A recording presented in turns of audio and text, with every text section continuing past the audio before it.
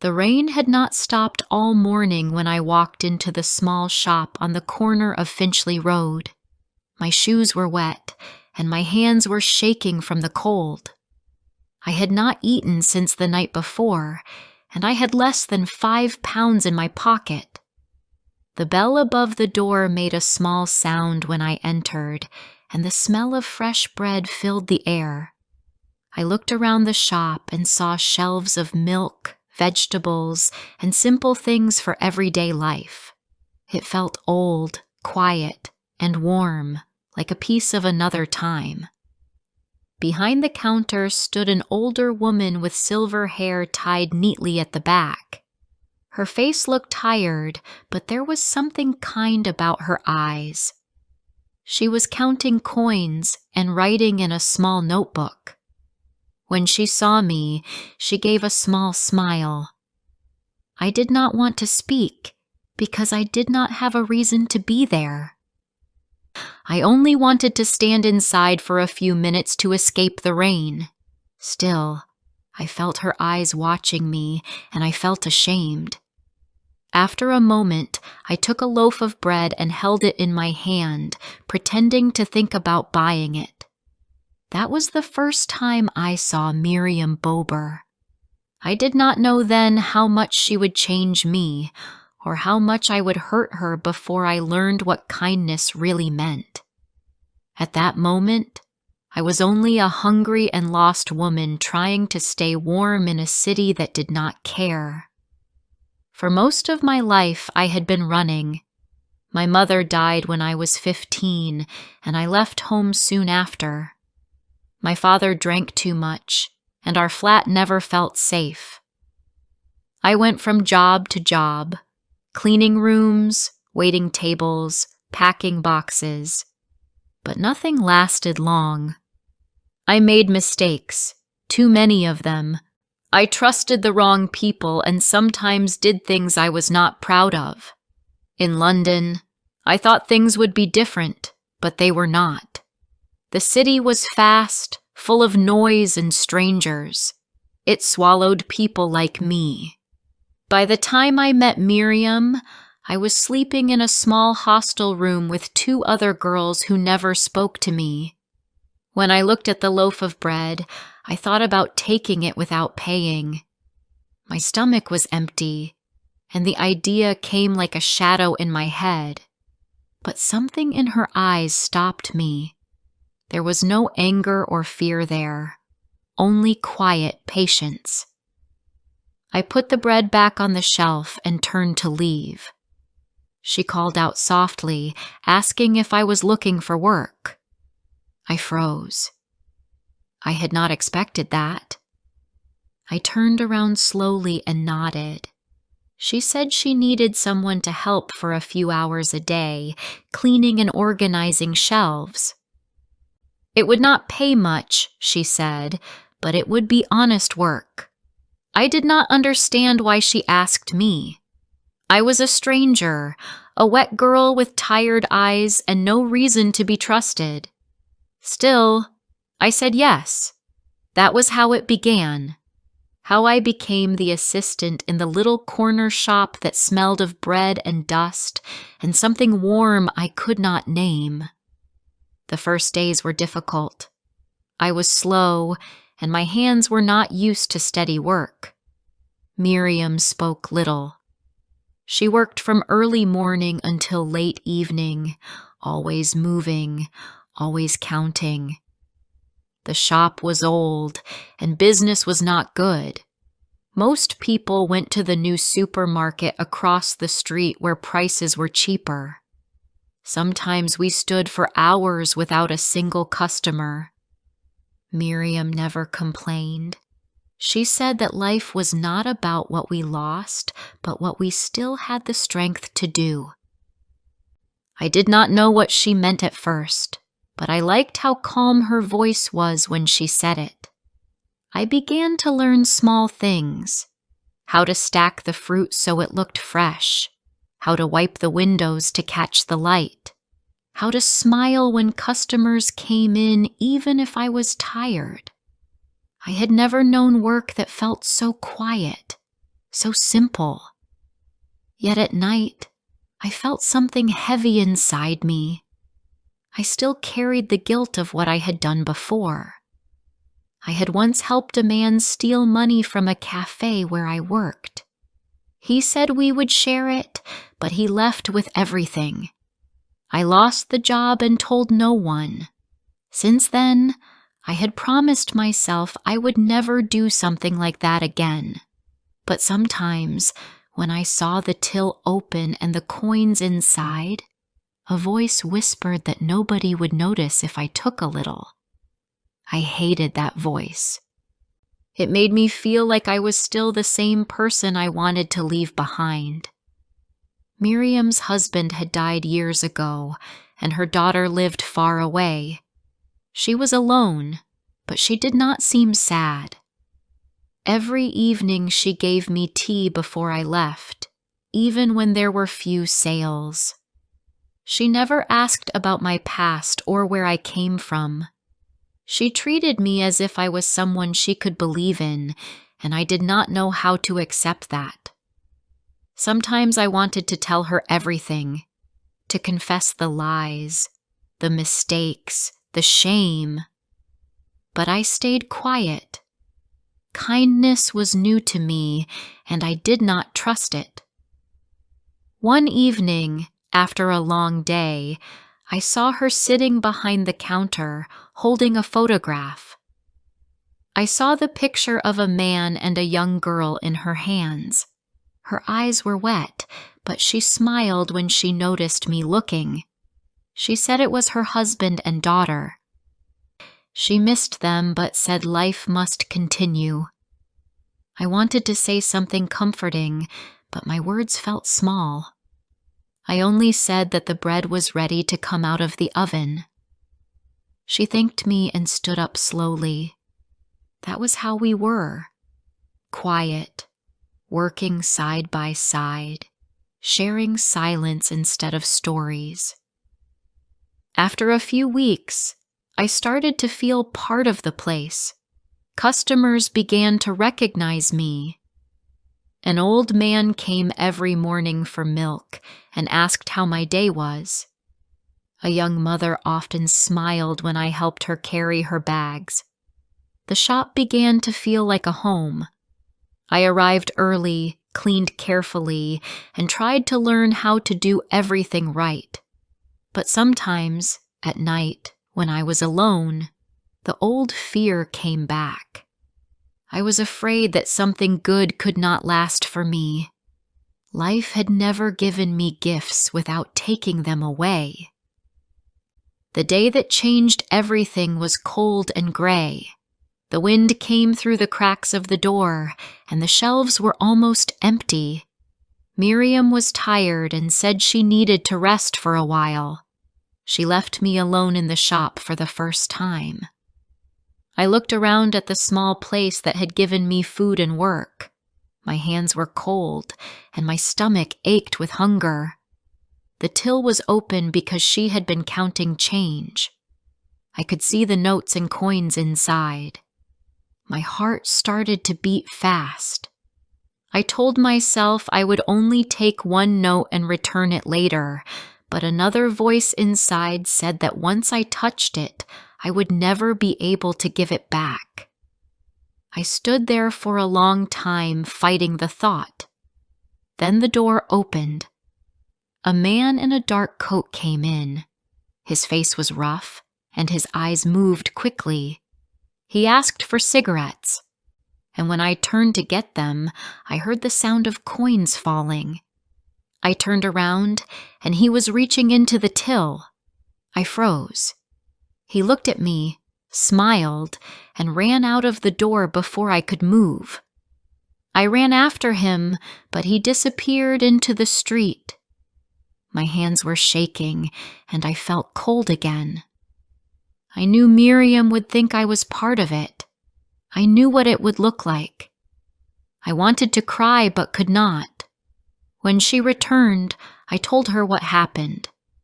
She looked at me for a long time, and I could not read her eyes.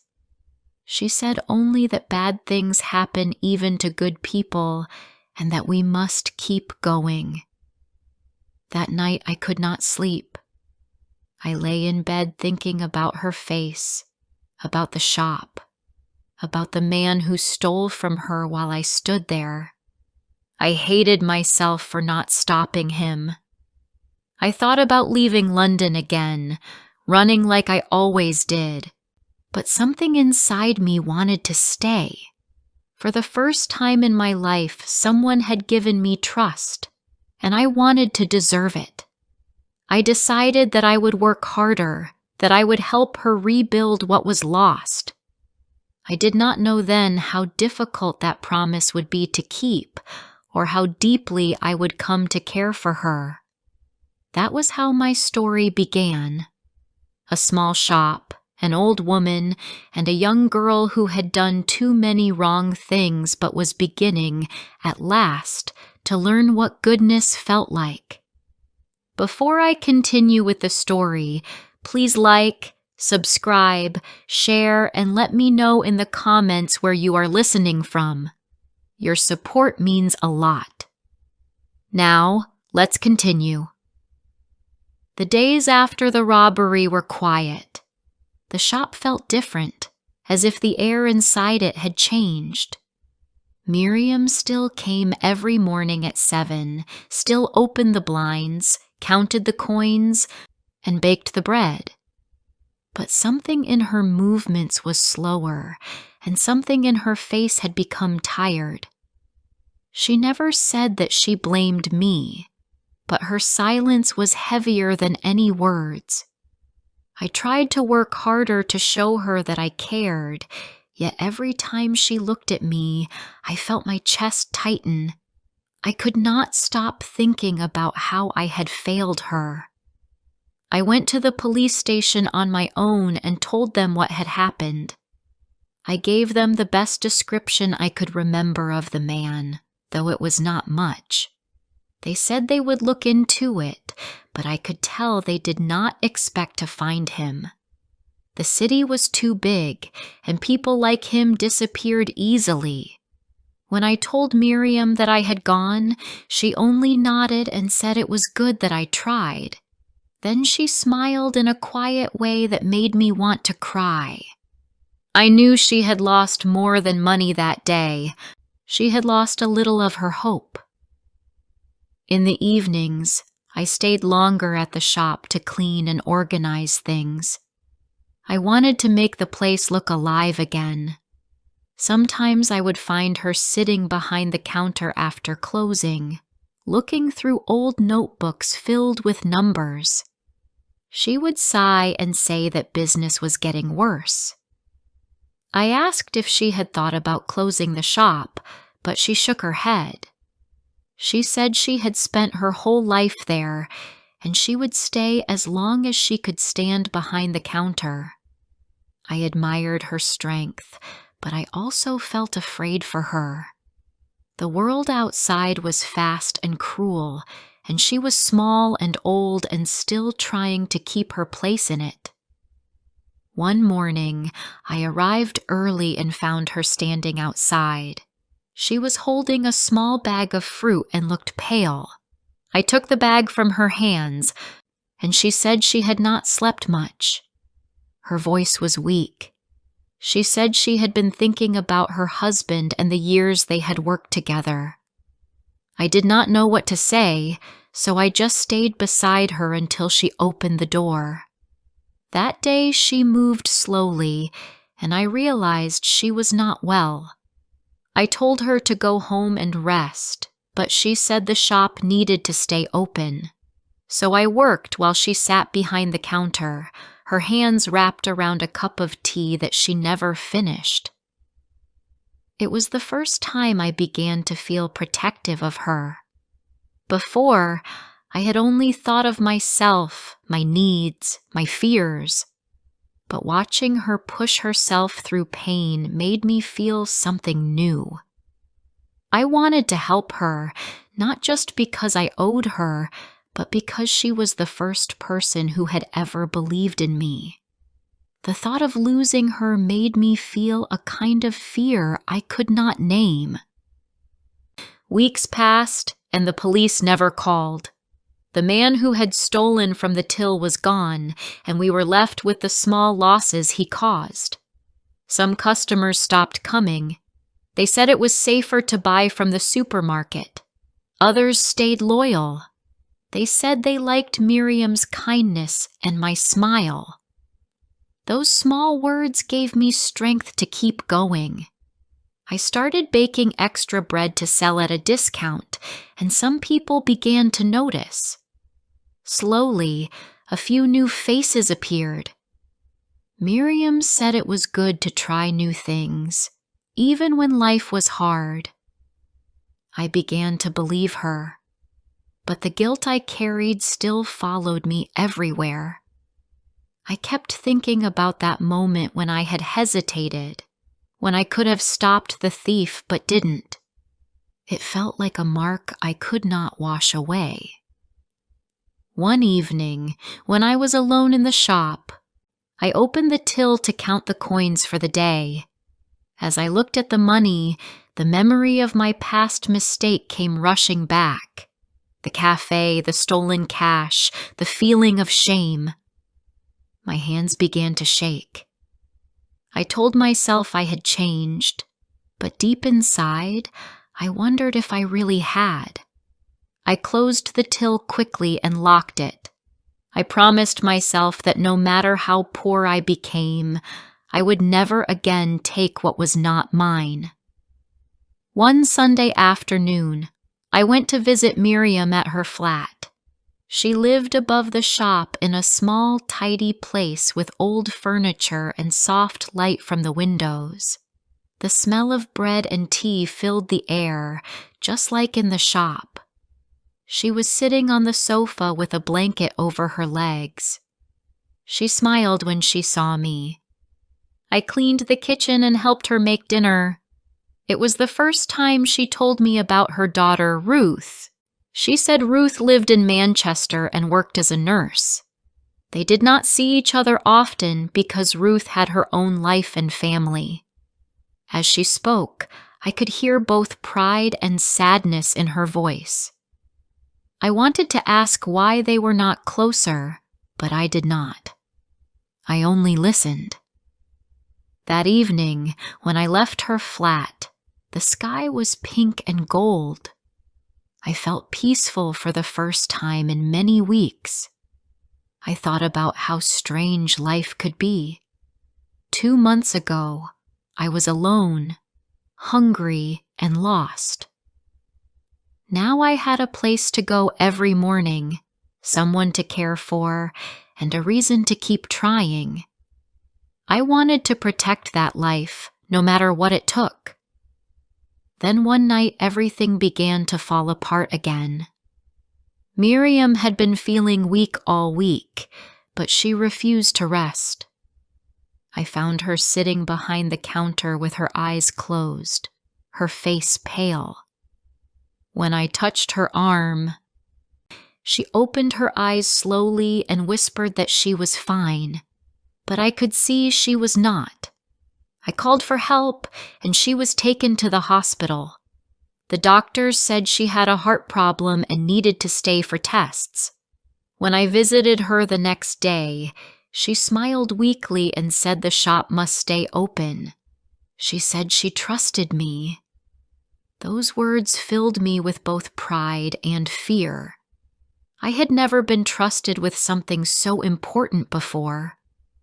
For the next few weeks, I ran the shop alone. I woke up early, unlocked the door, and did everything the way she had taught me. It was difficult, but it gave me purpose. Some people were surprised to see me working there by myself. A few asked about Miriam, and I told them she was resting. Some of them were kind enough to leave small tips to help her with hospital bills. I kept every coin safe in a small envelope, ready to give her when she returned. Each night, I wrote down the day's earnings carefully, afraid to make even the smallest mistake. But even as I worked hard, the days felt lonely. Without Miriam, the shop seemed empty. Her quiet presence had filled the air, and now the silence made me uneasy. I began to talk to myself while cleaning, pretending she was still there to listen. Sometimes I thought I could hear her voice in my head, reminding me to check the bread, to sweep the floor, to count the change twice. I missed her more than I had expected. It was strange how someone who had entered my life so quietly could leave such a deep mark. One evening, as I was closing, a young woman came in. She was well dressed and carried a bag of books. She looked around and said she was Miriam's daughter. Her voice was sharp, her eyes cold. She said she had come from Manchester after hearing that her mother was in the hospital. I told her about the shop, about how Miriam had trusted me to keep it open. She listened but did not smile. I could feel that she did not like me. Perhaps she thought I was taking advantage of her mother. She said she would visit the hospital and that I should not worry about the shop anymore. Then she left. Her words stayed with me all night. I felt as if I had been pushed out of a home that had only just become mine. The next day, I went to the hospital to see Miriam. Her daughter was there, sitting beside the bed. Miriam looked at me and smiled. She said softly that she was happy to see both of us. I wanted to tell her that I could keep the shop running, but I saw the look in Ruth's eyes and said nothing. When I left the room, I knew things would soon change. The shop might not be mine to care for anymore. That night, I sat in my small room and cried quietly. For the first time, I realized how much I had come to love that place and the woman who had given me a chance. I thought about all the mistakes I had made in my life, and I wished I could take back every one of them. I promised myself that if she recovered, I would do anything to help her, even if she never trusted me again. Because now I understood that love was not only about being loved, it was about giving something without expecting anything in return. When I went back to the shop the next morning, the lights were off and the door was locked. I stood outside for a long time, holding the keys in my hand. The windows looked dusty and dark. I thought about how many mornings I had spent there, cleaning the shelves and smelling the bread as it baked. The street felt different without the warm light from that small shop. I wanted to open the door, but I knew it was not mine anymore. Miriam's daughter had made that clear. Still, I felt that if I walked away now, I would be walking away from the only good part of my life. I went to the hospital again that afternoon. Miriam was sitting up in bed, looking stronger. She smiled when she saw me.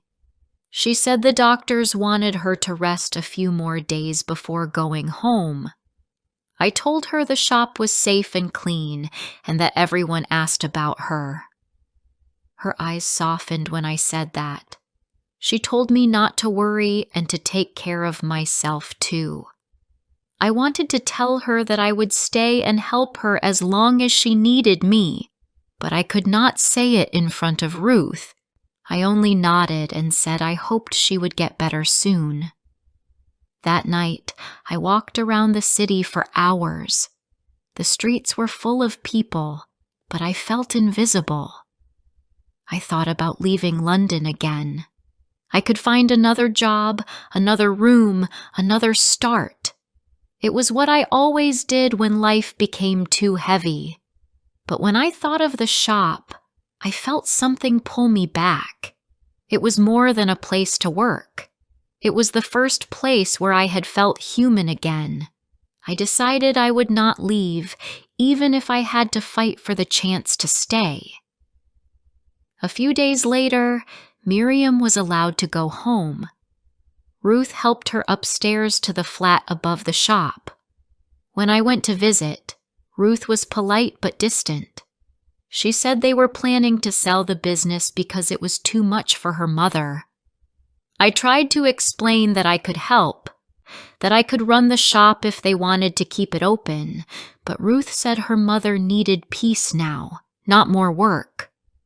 I looked at Miriam, hoping she would say something different, but she stayed quiet. I could see that she was tired and did not want to argue. I left the flat feeling empty. For several days I walked by the shop each morning. The door stayed closed and the blinds stayed down. Sometimes I saw Ruth through the window, packing boxes. I wanted to knock and offer my help, but I knew she would not want it. I could not stop thinking about Miriam sitting upstairs, alone and quiet. I wished I could tell her how much she had changed me. Because of her, I had learned to be honest, to work hard, and to care about someone other than myself. I wanted her to know that her kindness had not been wasted. One evening, I saw a small light inside the shop. I went closer and saw Miriam sitting behind the counter, looking through the old notebooks again. The door was unlocked, so I stepped inside quietly. She looked up and smiled when she saw me. I told her I had been walking by every day. She said she knew I would come. She said Ruth wanted to sell, but she could not let go of the place so easily. She said the shop was part of her life, part of who she was. Then she looked at me and said she wished she could leave it to someone who cared about it as much as she did. I felt a lump in my throat. I wanted to say that I cared more than anyone, but my voice would not come. I only nodded and said that her shop had made me a better person. She looked at me for a long moment. Then she said that she had always known I was not like other people. She said she had seen pain in me the first day I walked in, but she also saw something good underneath. She said that goodness was like a small flame, and that even when life tried to put it out, it could still burn again. I felt tears in my eyes. No one had ever spoken about me that way. I told her that I had done many wrong things before I met her, but that I wanted to live differently now. She reached out and took my hand.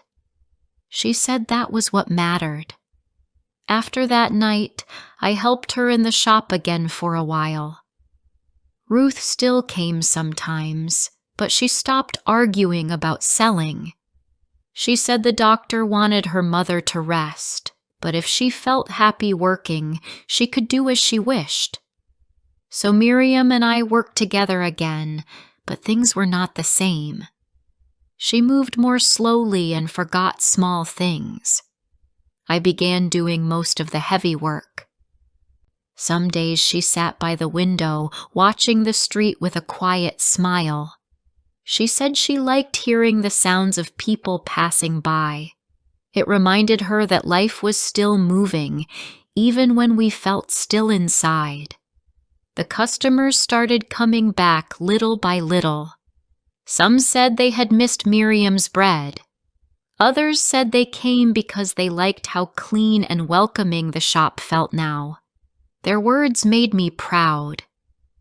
I began to think that maybe, if I kept working and saving, I could one day take over the shop properly. I did not want to own it for money. I wanted to keep it alive for her. It felt like a way to thank her for everything she had done. But time has its own plans. One morning, I arrived early and found the door already open. The smell of bread filled the air. I smiled, thinking Miriam had started baking early again, When I went inside, I saw her sitting in her chair behind the counter, her hands folded in her lap. She looked peaceful, as if she had fallen asleep. But when I touched her shoulder, she did not move. My heart felt heavy and slow. I called for help, but I already knew she was gone. The days that followed passed like fog. Ruth came quickly and arranged everything. She said her mother had been happy in her last months and that I had helped give her peace. I stayed quiet and did what needed to be done. The funeral was small and simple. A few neighbors came and some of the regular customers. Everyone said she had been a kind woman. I stood there listening to their words and felt both proud and broken. After she was gone, Ruth told me she was closing the shop for good. She said she was tired of dealing with it. I asked if she would sell it, but she said no, she just wanted to let it go. I offered to buy it, though I had almost no money.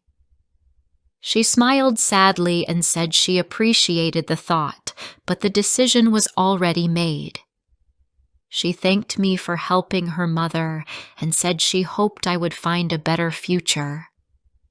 Then she gave me a small envelope. Inside was a letter from Miriam. My hand shook as I opened it. In the letter, Miriam thanked me for my help and said she had seen goodness grow in me like light through a window. She said she hoped I would keep that light alive, no matter where life took me. She also said that she had left me something small inside the old wooden counter. After Ruth left, I went into the empty shop one last time. I found a small box taped under the counter. Inside it was a silver necklace with a tiny heart and a folded piece of paper. On the paper, in her careful handwriting, she had written, "For Francesca, who learned that kindness is stronger than the past." I sat on the floor and cried. I cried for the woman who had believed in me, for the shop that had given me purpose, and for the years I had wasted before I met her. When I finally stood up, the room felt full of her presence. The shelves were empty, but the air still smelled like bread and tea. I locked the door and walked outside. The sky was gray, and rain had begun to fall again, just like the day I first walked in. I looked back one last time before walking away. Now, months later, I work at a small bakery near the river. The owner is kind, and I tell her I once learned from a woman who taught me what honesty and patience mean. Every morning when I open the shop, I wear the silver necklace under my apron. It reminds me that even when life feels cold and empty, a little kindness can bring warmth back again. Sometimes customers smile and say I seem peaceful. I tell them it is because I love what I do, but what I really mean is that I finally understand what it means to belong somewhere. When I close my eyes at night, I still see Miriam behind the counter, her gentle smile and the smell of fresh bread around her. I see the small shop that saved me and the woman who showed me how to forgive myself. I think about the first time I saw her counting coins in silence and how I almost walked away. Now I know that some moments, even small ones, can change a whole life. I was the assistant who came with nothing and left with everything that mattered. And every day, when I open the door to a new morning, I whisper a quiet thank you for the kindness I never deserved. If you liked my story, please like, comment, and share.